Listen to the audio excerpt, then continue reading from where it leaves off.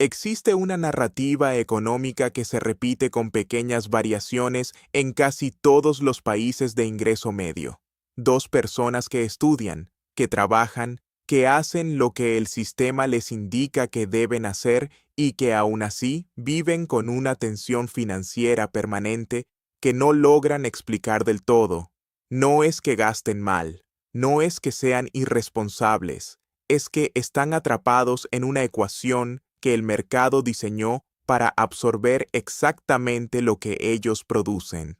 Eso es la trampa de los dos ingresos.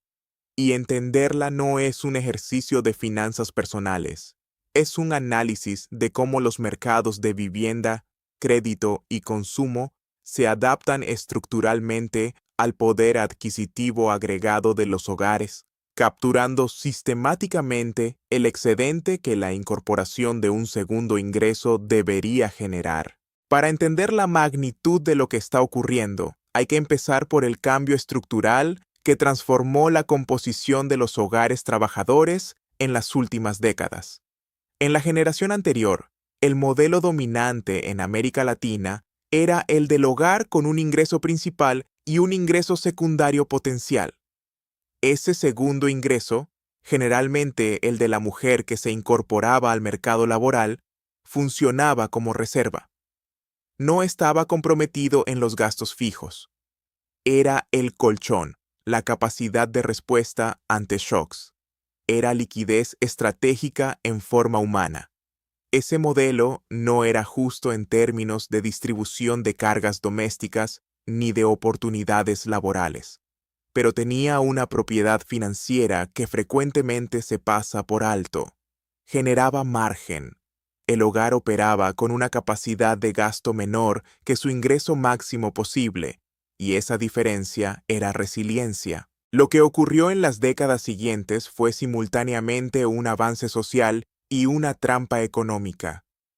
La incorporación masiva de la mujer al mercado laboral formal fue un cambio estructural de primer orden en las economías de la región.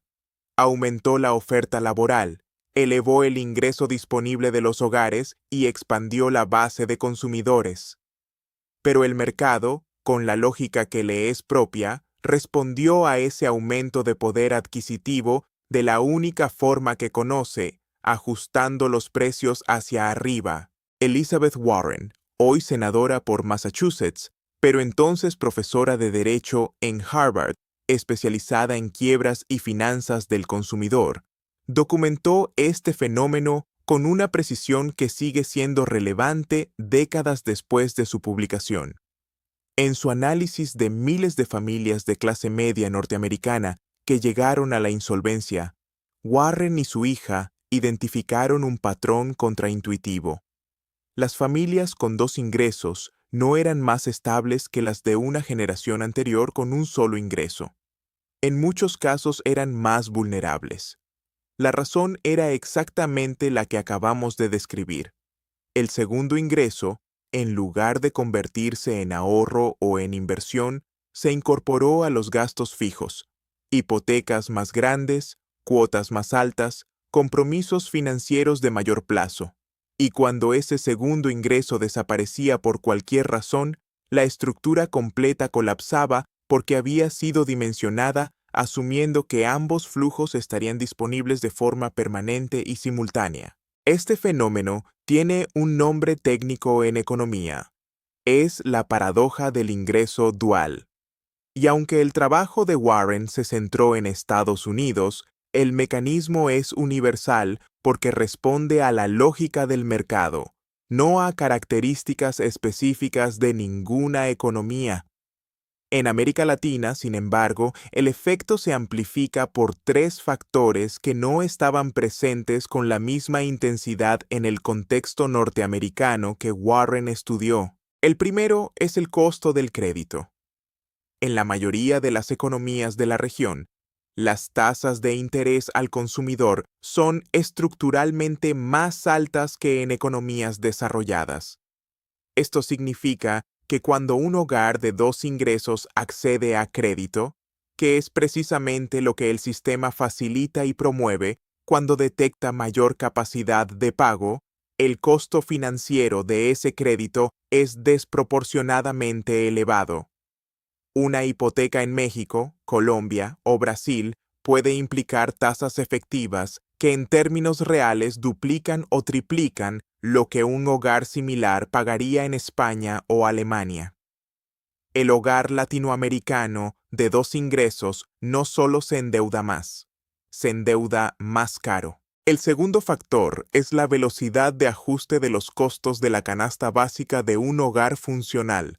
Vivienda en zonas con acceso a empleo formal, salud privada como complemento a sistemas públicos saturados, educación, transporte. Estos costos no se comportan como promedios estadísticos, se comportan como mercados segmentados con demanda inelástica, donde los hogares con mayor poder adquisitivo compiten por una oferta limitada y el precio de equilibrio sube hasta capturar ese poder adquisitivo adicional. El tercero es la presión de la red social y familiar. En contextos latinoamericanos, el ingreso del hogar no está distribuido exclusivamente entre sus miembros directos. Existe una red de obligaciones informales, transferencias a padres, apoyo a hermanos, participación en eventos sociales y familiares, que extrae una fracción del ingreso disponible que no aparece en ninguna hoja de presupuesto, pero que es absolutamente real. Esa fracción, en muchos hogares, es significativa. La combinación de estos tres factores produce el resultado que describíamos al inicio: hogares con ingresos combinados que objetivamente están por encima de la media, pero que viven con una sensación persistente de insuficiencia financiera. No porque gasten mal, sino porque el mercado en el que operan se ha calibrado para absorber exactamente lo que producen. Para entender la magnitud de este fenómeno desde una perspectiva macroeconómica, hay que examinar lo que realmente queda del segundo ingreso después de descontar los costos que genera. El ejercicio es más complejo de lo que parece a primera vista. El segundo ingreso no se suma limpio al presupuesto del hogar. Primero se le descuentan impuestos y contribuciones obligatorias, que en muchos sistemas tributarios latinoamericanos tienen estructuras progresivas donde el segundo ingreso familiar puede quedar sujeto a tasas marginales más altas. Luego vienen los costos directos de trabajar: transporte, vestuario profesional, alimentación fuera de casa, herramientas o equipos necesarios para el trabajo. Después aparece la categoría de costos que frecuentemente se omite en los análisis superficiales: los costos de externalización del trabajo doméstico. Cuando los dos adultos del hogar trabajan jornadas completas, el tiempo que antes se invertía en cocinar, en el cuidado de hijos, en la administración del hogar, no desaparece. Ese tiempo se compra en el mercado: guardería, niñera, servicio doméstico, delivery, comida preparada, lavandería. Estos costos son directamente proporcionales al nivel de actividad laboral del hogar y no existen, o existen en una fracción menor, cuando uno de los dos trabaja parcialmente o no trabaja fuera del hogar. El resultado de este ejercicio de contabilidad completa puede ser sorprendente. Hay hogares donde el ingreso neto efectivo del segundo trabajo, una vez descontados todos los costos directos e indirectos que genera, representa una fracción pequeña del ingreso bruto reportado, y en casos extremos, la diferencia puede aproximarse a cero o incluso volverse negativa si se incluye el costo del agotamiento y sus consecuencias sobre la productividad y la salud. Esto no significa que trabajar sea irracional. Significa que la ecuación es radicalmente diferente a la que parece a simple vista, y que decisiones de endeudamiento y de compromisos financieros de largo plazo que se toman asumiendo un ingreso combinado estable pueden estar construidas sobre una base mucho más frágil de lo que los números brutos sugieren. La pregunta macroeconómica relevante aquí es cómo este fenómeno afecta la estructura de la demanda y la estabilidad financiera a nivel sistémico. La respuesta tiene varias dimensiones. La primera es que los hogares de doble ingreso con gastos fijos altos tienen una elasticidad de consumo ante shocks negativos significativamente más baja que los hogares con mayor margen financiero. Esto significa que ante una perturbación, pérdida de empleo, reducción de horas, enfermedad, estos hogares no tienen capacidad de ajuste gradual. El ajuste es abrupto y puede desencadenar una cascada: impago de crédito, pérdida de vivienda, deterioro del historial crediticio, exclusión del sistema financiero formal. La segunda dimensión es la concentración de riesgo en las carteras de crédito hipotecario. Los bancos y entidades financieras que colocan hipotecas basadas en la capacidad de pago del ingreso combinado están asumiendo un riesgo implícito que frecuentemente no está adecuadamente capturado en sus modelos de scoring crediticio. La correlación entre los ingresos de los dos miembros del hogar tiende a ser positiva, especialmente en shocks sistémicos como recesiones, donde las pérdidas de empleo suelen concentrarse en sectores y aumentar simultáneamente para múltiples miembros del mismo hogar. La crisis hipotecaria de 2008 en Estados Unidos reveló justamente este tipo de riesgo sistémico: carteras de crédito aparentemente diversificadas que en realidad estaban expuestas a un único factor de riesgo subyacente: la estabilidad del empleo y del ingreso de los hogares. En América Latina, el mercado hipotecario es menos profundo, pero la lógica del riesgo correlacionado aplica igualmente. La tercera dimensión es el efecto sobre la movilidad social. Una de las promesas históricas del trabajo femenino en el mercado formal era precisamente la mejora de la posición socioeconómica intergeneracional. Más recursos para educación de los hijos, mayor capacidad de ahorro e inversión, construcción de patrimonio. Pero si el segundo ingreso se absorbe en el sostenimiento de los costos fijos del hogar y no genera un excedente neto significativo, esa promesa de movilidad ascendente se cumple de forma mucho más limitada de lo que el relato dominante sugiere. Esto tiene implicaciones de política pública que trascienden el consejo financiero individual. Si el mercado de vivienda, educación y servicios esenciales ajusta sus precios para capturar el ingreso disponible de los hogares de doble ingreso, el resultado es que la incorporación masiva al mercado laboral no genera necesariamente una mejora equivalente en el bienestar material de los hogares. Genera, en cambio, una reconfiguración de los precios de equilibrio en los mercados de bienes no transables, donde la oferta es rígida y los precios son sensibles a cambios en la demanda. Este fenómeno es especialmente visible en los mercados de vivienda en zonas metropolitanas de alta actividad económica. En Ciudad de México, Bogotá, Lima, Santiago o São Paulo, el precio de la vivienda en zonas con acceso a empleo formal ha crecido en las últimas 2 décadas a tasas que superan ampliamente el crecimiento de los salarios reales. El resultado es que el esfuerzo de ahorro necesario para acceder a una vivienda propia en estas ciudades es mayor hoy que hace 20 años, incluso para hogares con 2 ingresos formales. Cuando se examina este proceso desde una perspectiva de largo plazo, emerge un patrón que en la literatura económica se conoce como captura de excedente por el sector inmobiliario.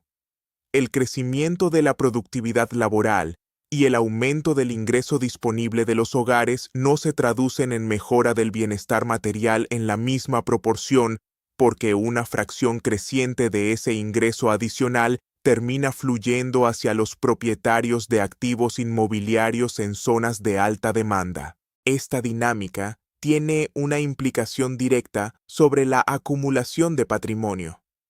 Los hogares que no tienen acceso a vivienda propia o que acceden a ella mediante deuda de largo plazo a tasas altas, están efectivamente transfiriendo riqueza de forma sistemática hacia quienes poseen activos inmobiliarios.